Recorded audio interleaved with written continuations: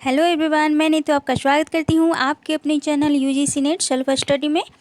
तो आज जो मैंने एमसीक्यू लाया है वो काफ़ी इम्पोर्टेंट है, क्योंकि ये झारखंड सीजीएल के लिए और बीपीएससी जो टीचर वैकेंसी आप लोगों की आई हुई है तो उसके लिए इम्पोर्टेंट तो है ही। और ये खासकर यूजीसी नेट और जितने भी कॉम्पिटिटिव एग्ज़ाम होने वाले हैं आगामी, वो सभी के लिए इम्पॉर्टेंट है। तो ये आप बिल्कुल से देखें, क्योंकि टीजीटी और पीजीटी में इसी तरह इसी लेवल के क्वेश्चन अभी पूछे जाते हैं।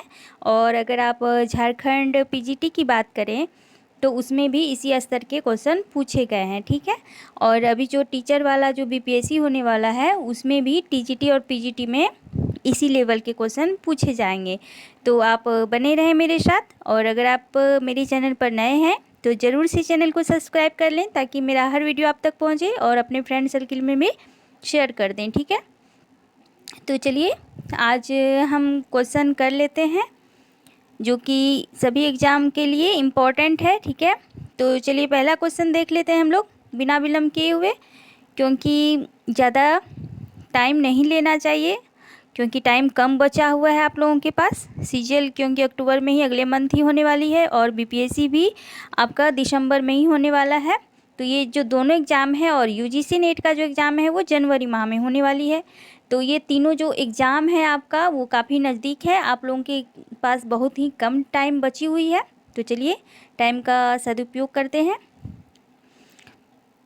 तो पहला क्वेश्चन देख लेते हैं कि किस नाटककार ने अपने नाटकों के लिए रंगमंच को अनिवार्य नहीं माना है। तो किसने? तो वो थे जयशंकर प्रसाद, जिन्होंने अपने नाटकों के लिए रंगमंच को अनिवार्य नहीं माना है, ठीक है। तो ये कई बार पूछी जा चुकी है क्वेश्चन।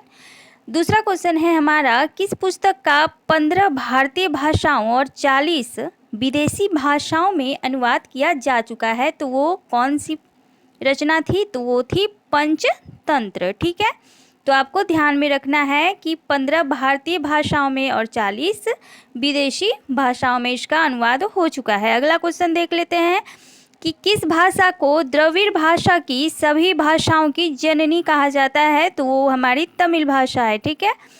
अगला क्वेश्चन है कि किस भाषा को भारतीय आर्य भाषाओं की जननी, भारतीय आर्य संस्कृति का आधार, देश भाषा आदि नामों से भी जानी जाती है। तो वो क्या है? हमारी संस्कृत है, जो हमारी प्राचीनतम भाषा के रूप में जानी जाती है, ठीक है।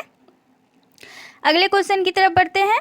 अगला क्वेश्चन है कि किस युग को चालकोलिथिक एज कहा गया है। तो वो ताम्रपाषाण युग को कहा गया है। तो आपको ध्यान में रखना है, क्योंकि क्वेश्चन का जो लेवल किसी तरह भी पूछी जा रही है, ठीक है।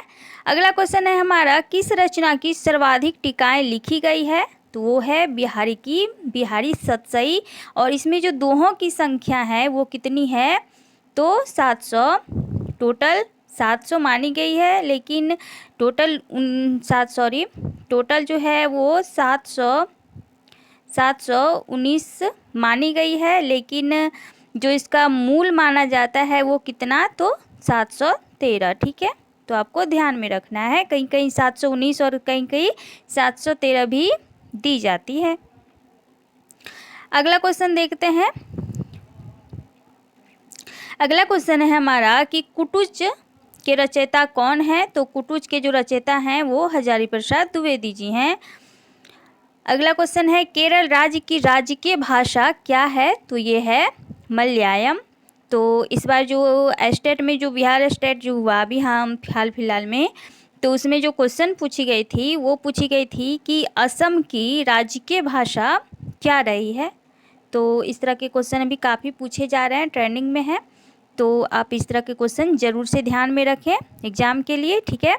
अगला क्वेश्चन देखते हैं, कौन सी भाषा आष्टिक समूह से संबंधित है। तो वो है खासी भाषा, ठीक है। अगला क्वेश्चन है, खड़ी बोली के सर्वप्रथम लोकप्रिय कवि कौन माने जाते हैं। तो वो हैं अयोध्या सिंह उपाध्याय हरिओद। और इनकी जो प्रिय प्रवास रचना है वो खड़ी बोली की प्रथम महाकाव्य मानी जाती है, ठीक है। अगले क्वेश्चन की तरफ बढ़ते हैं हम। अगला क्वेश्चन क्या कह रहा है कि खड़ी बोली का अरबी फारसी में रूप क्या है। तो वो है उर्दू भाषा। तो उर्दू भाषा जो है वो खड़ी बोली का अरबी फारसी रूप ली हुई है, तो आपको ध्यान में रखना है, ठीक है। तो ये आपको ध्यान में होनी चाहिए, ओके। चलिए अगला क्वेश्चन की तरफ बढ़ लेते हैं।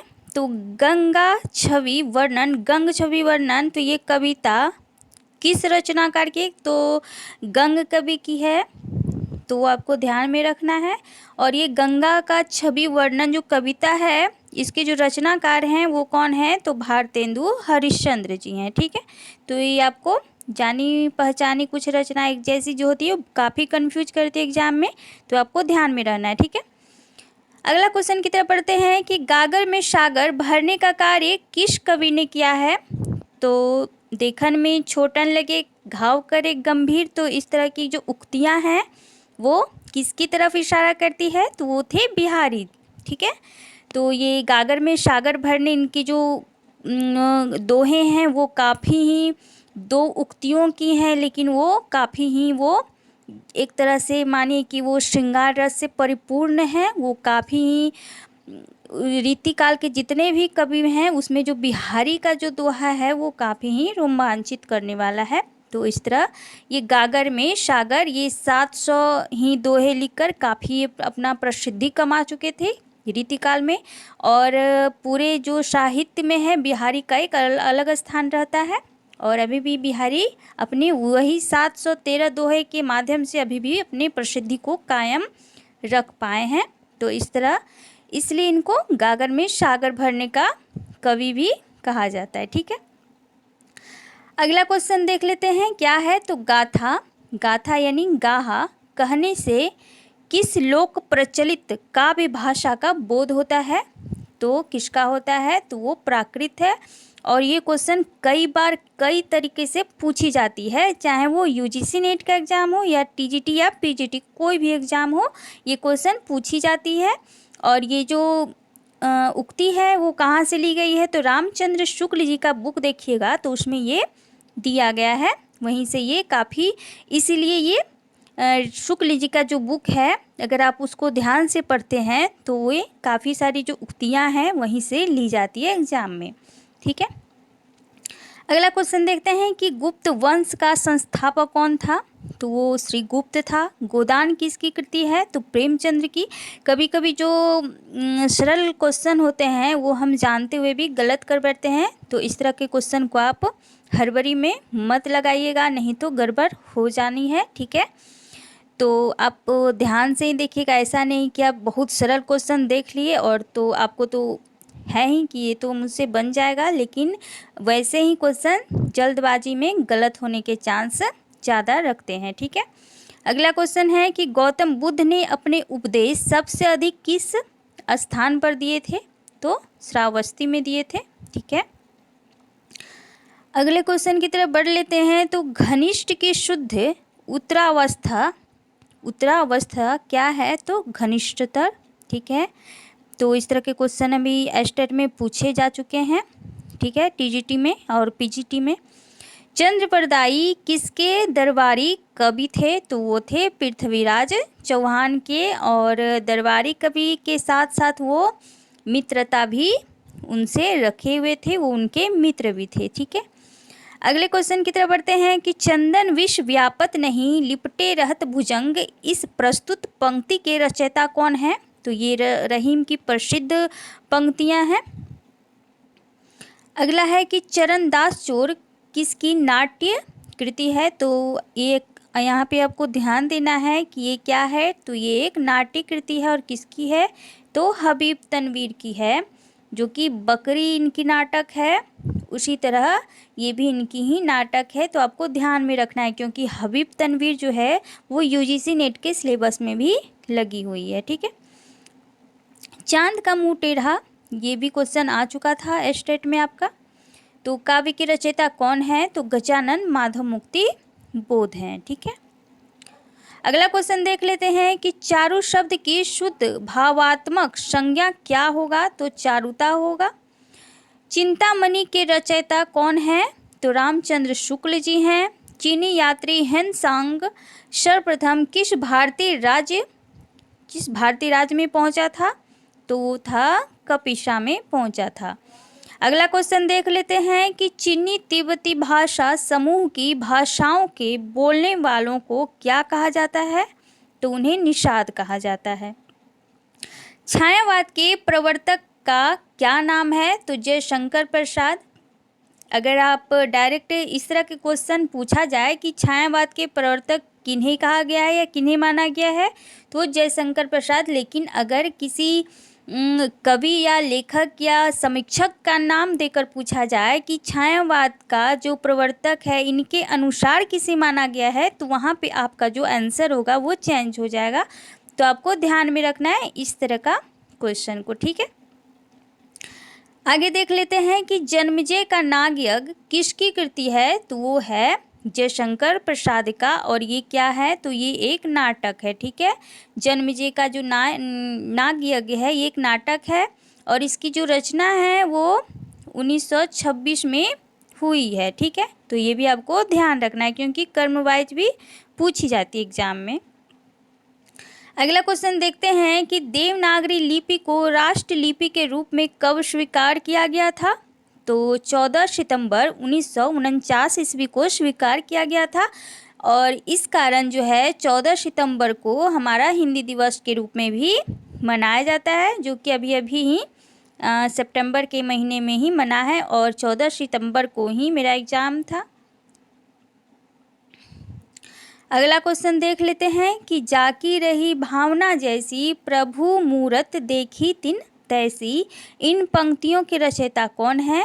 तो ये तुलसीदास की पंक्ति है। अगला क्वेश्चन देख लेते हैं, जो अपनी जान खपाते हैं उनका हक उन लोगों से ज़्यादा है जो केवल रुपया लगाते हैं। यह कथन गोदान के किस पात्र द्वारा कही गई है? तो ये महतो जी के द्वारा कही गई है, जो कि प्रेमचंद्र जी के वाहक रहते हैं, अपनी बात पहुंचाने वाले। तो इस तरह आपको ध्यान में रखना है। अगला क्वेश्चन है, जो जिन शासन भाषयु सो मई कहूँ सारू, सो पालही सही भाव करी, सो तरी पावई पारू। तो इस दोहे के रचनाकार कौन है? तो ये देवसेन की पंक्ति है और ये कई बार पूछी जा चुकी है यूजीसी नेट के एग्जाम में, ठीक है।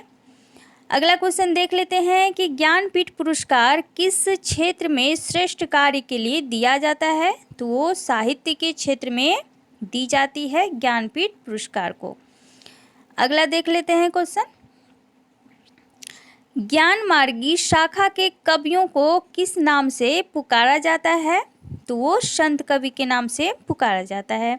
झरना काव्य संग्रह है, ये किसकी है? तो जयशंकर प्रसाद की और इसकी जो रचना है 1918 में की गई है, ठीक है। अगला क्वेश्चन देख लेते हैं कि डोगरी भाषा मुख्य रूप से कहाँ बोली जाती है? तो ये डोगरी जो है ये जम्मू कश्मीर की भाषा है, ठीक है। तो मुख्य रूप से वहीं ये बोली जाती है। अगला क्वेश्चन देखते हैं, ये कबीरदास की फेमस पंक्ति है, तो 2.5 अक्षर प्रेम के पढ़े सो पंडित हो। तो आप लोगों को पता ही होगा।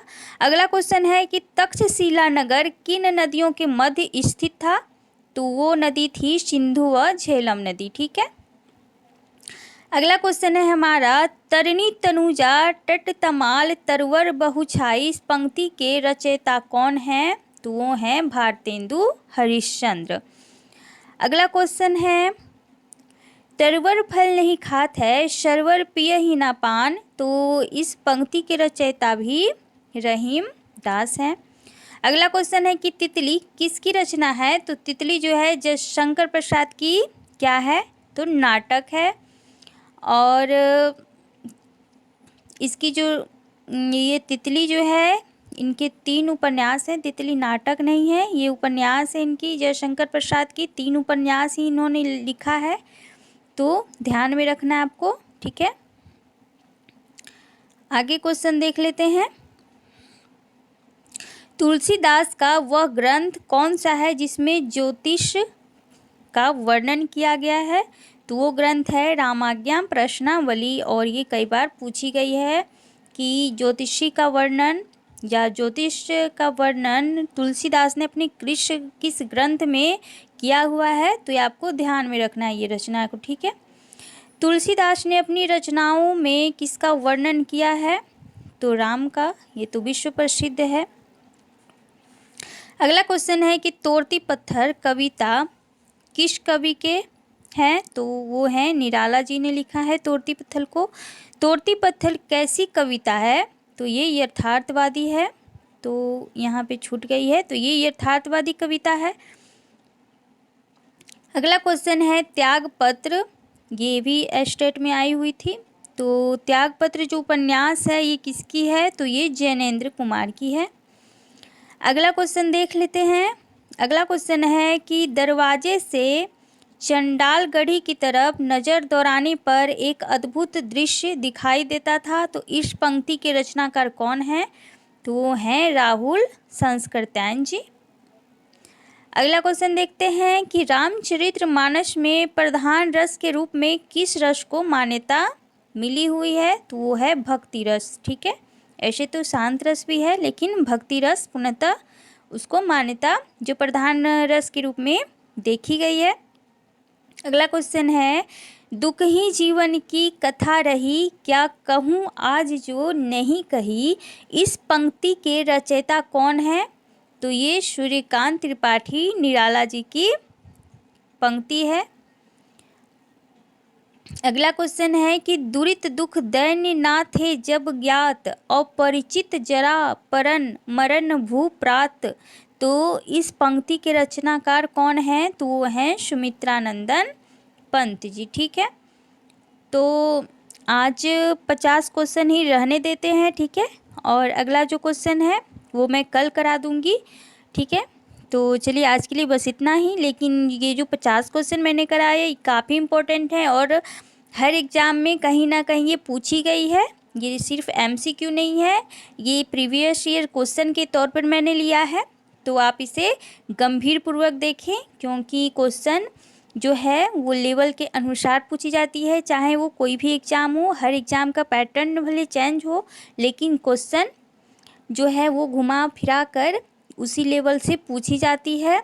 तो प्रीवियस ईयर क्वेश्चन चाहे वो किसी का भी हो, तो अगर आप प्रीवियस ईयर क्वेश्चन को लेते हैं या उसका अध्ययन करते हैं तो आपको यहाँ से बहुत ज़्यादा बेनिफिट मिलने वाली है। तो आप इसे ज़रूर से देखें और अपने दोस्तों तक भी इसे शेयर करें। तो चलिए आज के लिए बस इतना ही, दूसरा भाग मैं कल लेकर आऊँगी। तो चलिए ठीक है, थैंक यू सो मच, मेरे साथ बने रहें।